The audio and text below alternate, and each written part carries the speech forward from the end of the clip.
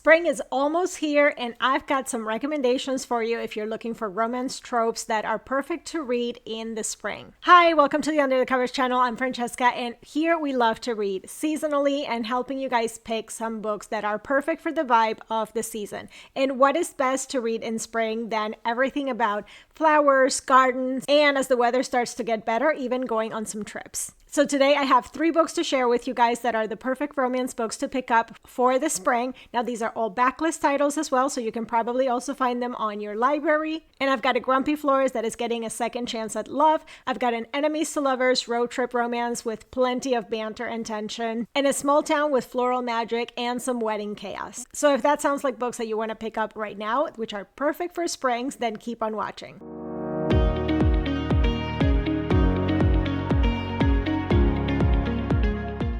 I think tropes are the perfect crutch when you're looking for seasonal reading or mood reading or anything like that. They just help you easily find something that has the vibe and the mood that you're looking for. And that is especially helpful when you're seasonally reading.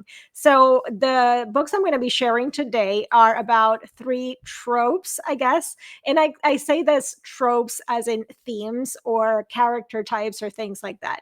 So the ones that I'm going to be talking about today are things like flower shops or anything related to flowers, gardening, anything like that, because spring is all about being outside and working with the earth and gardening and starting to plant things. So it's a perfect season for that. So anything related to that are books that you can pick up in the spring. Also, it's a great time to start looking at wedding themes in books. And also, I really enjoy reading a good road trip romance or anything road trip related when it starts to be spring. So there's also other tropes that I talk about. I do have a guide actually in my Substack, which I put out in 2024, and that is available for paid Substack members. But I do go into kind of like all-time favorite recommendations and all different tropes that you can find, especially when it comes to romance books. So there's historical romance, there's paranormal romance, and there's a bit of everything, and different tropes that are good to read in the spring. And there's also like recipes. I also included in there like different springtime festivals all around the world. So it's lots of fun. There's a bucket list and stuff like that, but it does come with a ton of book recommendations in romance that you can read in spring.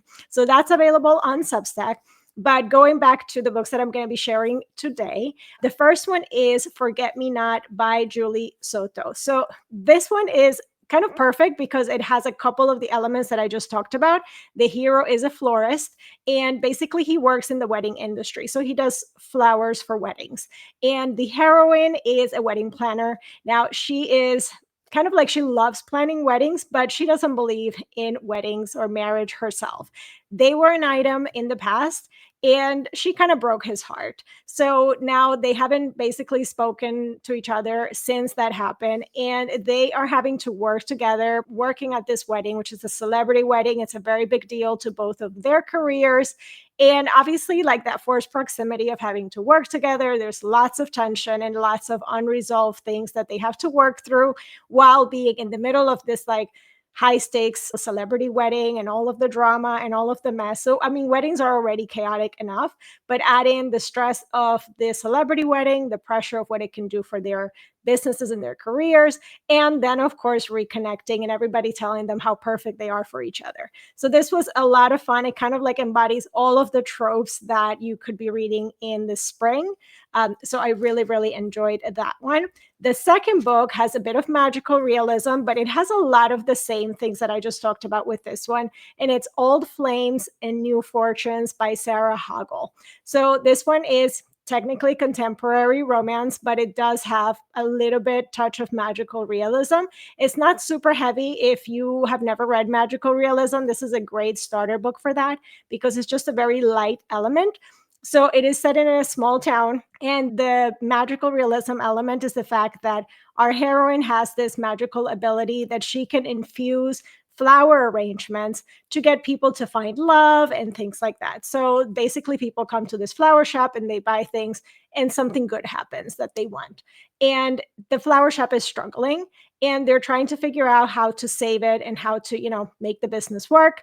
And there's this big wedding that's going to happen in town, which is actually the parent of one of the workers at the shop. So our heroine and that worker decide that they're going to fake date. They're going to pretend like they're together, they're a couple, and they're going to get the flower arrangements for this wedding. So as they're doing that and they're going through the motions of that, the bride that's going to be getting married finally comes to town. And what happens is that the son of this woman that is getting married and is basically going to be the stepbrother of the guy that she's pretending to date is a guy that she used to date in high school. So it's kind of like an old flames reconnecting. It's a second chance love, and she's pretending to date this other guy. So the fake dating is not with the main character, it's with the side character, and it does create that tension throughout the story as they are reconnecting, and like they're finding out that some of the things that happened, what really went wrong in their relationship and that kind of stuff. So it's really sweet. It also has plenty of the magic element. I really love the subtle magic in this book, and it's just perfect for, like the new beginnings of spring. It really had that vibe. And then the last book that I'm going to talk about is a road trip romance, and it's Along for the Ride by Mimi Grace. So now this one is an enemies to lovers. So these two basically hate each other. And the heroine is finally getting her life together, and she is going to help her sister move basically across the country. It's a 16-hour drive.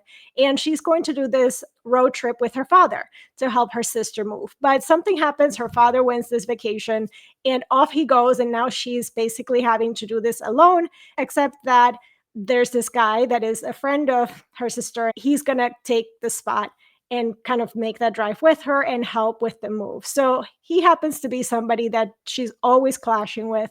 They don't like each other. And now they're stuck in a car for a 16-hour drive that turns into a lot more shenanigans because, car breaks down. They have to spend the night different places. So a lot of unexpected things happen, and they start to realize that they actually kind of like each other. And maybe what they were doing was pretending to not like each other, to not admit that they did like each other. So lots of banter, some grudges that they have to get over, and just the fact that they are stuck together in this like really fun and just hilarious road trip.